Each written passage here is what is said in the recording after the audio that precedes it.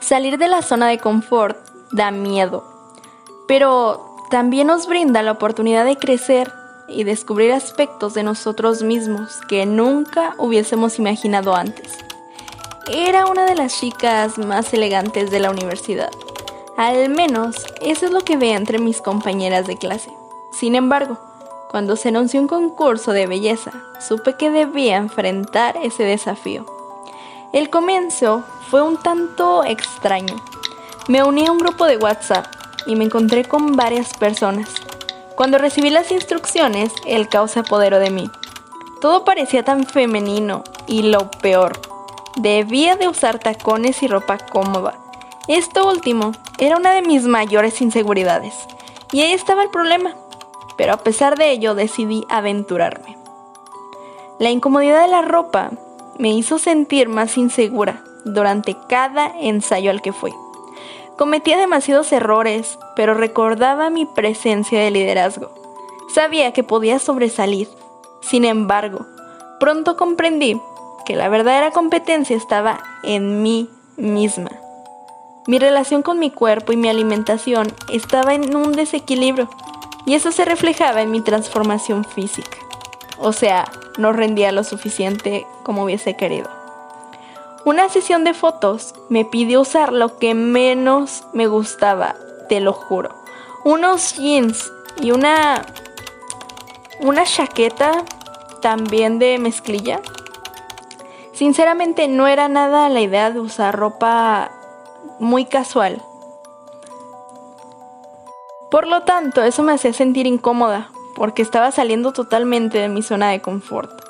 Las fotos eran las peores que había tenido, porque ni siquiera las tomó un fotógrafo profesional. Las tomó una persona encargada de tomar fotos con el celular en la universidad. A medida que el concurso avanzaba, descubrí también que las apariencias no reflejaban la verdadera esencia de mis compañeras, ya que de inicio yo pensaba que eran un tanto ambiguas, que tal vez podían verse como muy competitivas, pero en realidad eran muy nobles y generosas, y hasta más de 2 ocasiones ellas se tomaron la gran generosidad de darme un aventón a mi casa. A pesar de mis inseguridades, todo cambió un día, ya que llevé la ropa que me hacía sentir más yo. Es como si con la otra ropa no me sintiera yo misma. Y creo que a todos nos ha pasado en algún instante en el que llevamos alguna ropa o algún peinado, un maquillaje, lo que sea, pero no nos sentimos nosotros. Pero lo que yo llevé, ya como era mío, transformó mi actitud. El coach notó la diferencia y me alentó totalmente. El día del concurso fue muy desafiante. Desde un vestido que no me convencía, desde un maquillaje que no reconocía, desde un peinado fuera de lugar totalmente. Aunque lidié con obstáculos y frustraciones, también dentro de ello la alimentación, ya que estaba algo nerviosa. Por lo tanto, no comí demasiado ese día, ya que era algo extraño en mí, ya que suelo comer mucho por el ejercicio. Pero finalmente logré pararme frente a un escenario lleno de gente. E incluso transmití palabras motivadoras y arriba del escenario no me sentía nerviosa, cosa que a mis compañeras no les pasó, lamentablemente.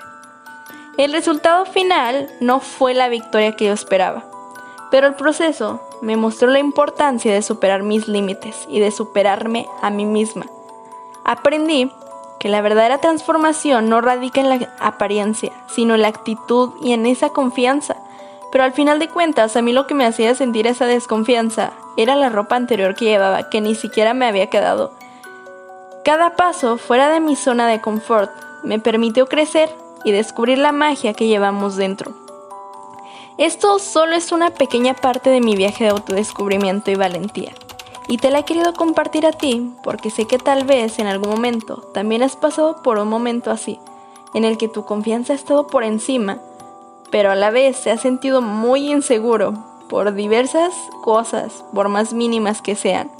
Porque, bueno, eso es salir de la zona de confort. Pero, sinceramente, eso me ayudó a encontrar algo más en mí misma. Así que hoy entendí muchas cosas de ello. ¿Y tú? ¿Qué experiencias has tenido con esto de salir de la zona de confort?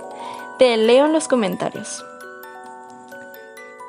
Si este video te ha sido de utilidad o si te ha ayudado a reflejarte en algo, por favor suscríbete a mi canal, te lo agradecería muchísimo. Recuerda que soy Rubia Costa y estás en Laberinto.